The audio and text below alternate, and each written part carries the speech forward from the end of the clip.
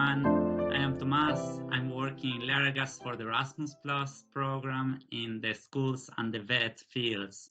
And I'm here today with Ronan O'Sullivan from Davis College Mallow in Cork, who is an experienced Erasmus Plus project coordinator, now engaged on a staff mobility project focused on well-being through sports and exercise. How are you, Ronan? How are things? Very good, Tomas. In the current circumstances, I suppose I could say I'm very good. But it's a strange time for us at the moment in education, but we're doing the best we can. Very good. So tell us a little bit about your project, your Erasmus Plus at the moment. Okay, I suppose we're involved in Erasmus Plus for close on 10 years. When you look at the KA1 that we're just closing on, it's basically about looking at sport and exercise and how we can improve activity, mental activity within the school. The project partners were really Scandinavian mainly.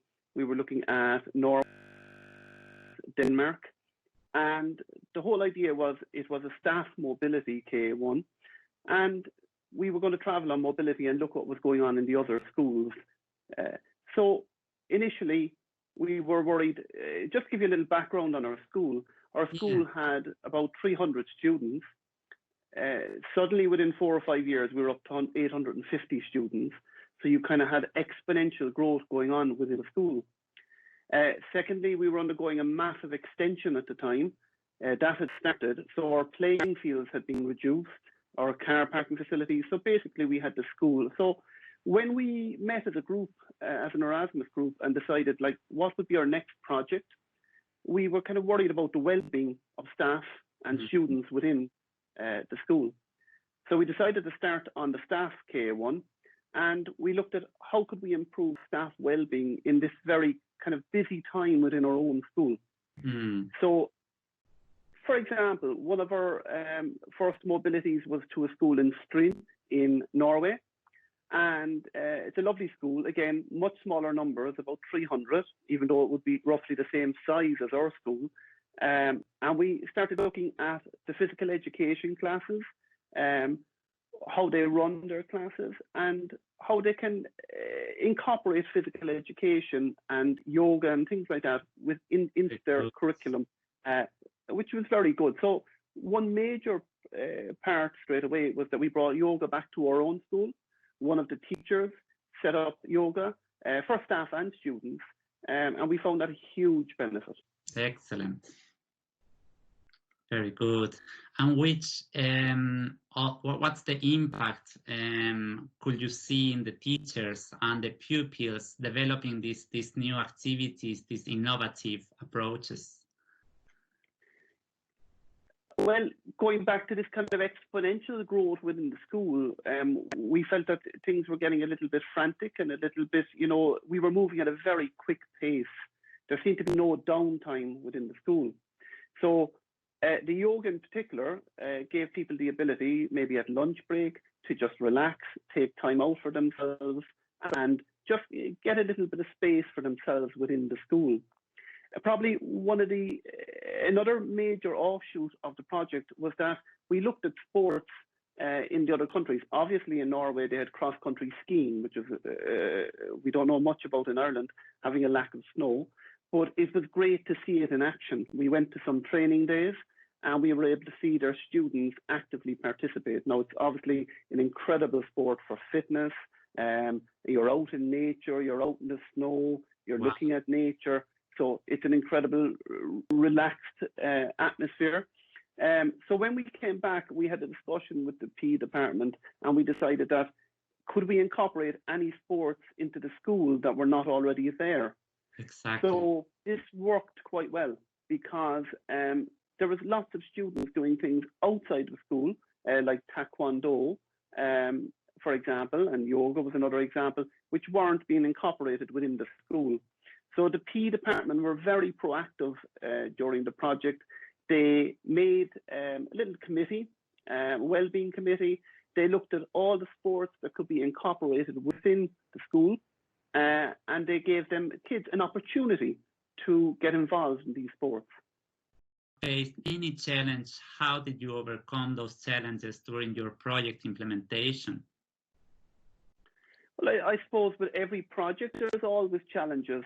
I suppose, major challenges, the simple ones are just the day-to-day running of the project, but with a bit of experience, you will overcome them. A lot of paperwork, so you've got to give it a little bit of time, but I would not let that get in the way of organising any project. The benefits far outweigh any work that goes into the project. One thing that happened is the Strin partner decided to bring, not as part of he didn't have an Erasmus Plus funded project at the time.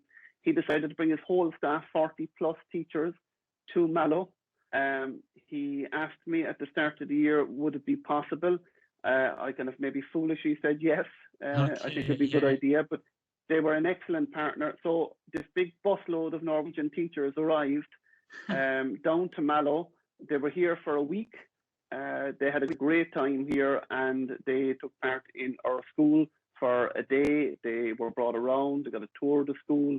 There was meetings, and they got to see an Irish school in action. Like, he still thanks me for the ability to bring them, but you can imagine the logistics of taking 40 extra teachers into your school. It was quite arduous task. So I suppose that was one problem. I suppose there's a little bit around GDPR now that has to be done. We took quite an extensive video footage while we were on the project. We took interviews with teachers and interviews with students. So we had to be mindful that we had all the forms filled in to allow us to publish those videos and those pictures, which is something, because, you know, often in these projects, you take the video and you walk away and you're looking at the video, you're delighted, but you must make sure that you have the consent that you can publish these videos afterwards. Of course, that's very important. And how will you describe very shortly the added value of this European partnership and this European project on the theme of well-being, on working on these issues of well-being with staff and learners? Many of the teachers who came back from mobilities, I think that the greatest thing they said, whether it was short courses face-to-face or job shadowing, I think their greatest thing was that they found it kind of life-altering in many ways. They saw a different culture, a different school in action. They found out that some of the schools had exactly the same problems we did and were undergoing the same issues, even though everybody thinks faraway hills are green sometimes. So it was great from that point of view that you had a kind of solidarity with your European partners in these schools. And that allowed the teachers to kind of reflect on their own teaching here and know that much the same is going on around Europe. So you have these great partners and the ability to have this solidarity with them. Yeah. And it also opens up a lot of avenues to further European projects, because we're now involved in the K229 project with a Norwegian leading partner. And as a result, we're at that project as a direct result of being in their school from the KA1 project. And that other project is focused on mindfulness. Is it lifelong mindfulness? The name of it is Lifelong Mindfulness. It's different in the sense from the KA1 because it has staff and students involved. The students have travelled to France. They've travelled to Norway, a group of 10 students on a short-term mobility. The last mobility, which is short-term, will be Greece in April 2021. Okay. And the students have gained massive benefit from that. Again, it's looking at the whole idea of mindfulness.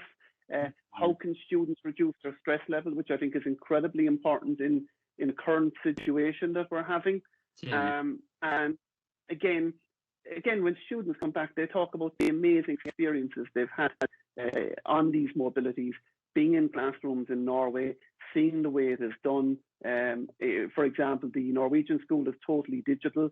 They don't really use much paper at all. Okay.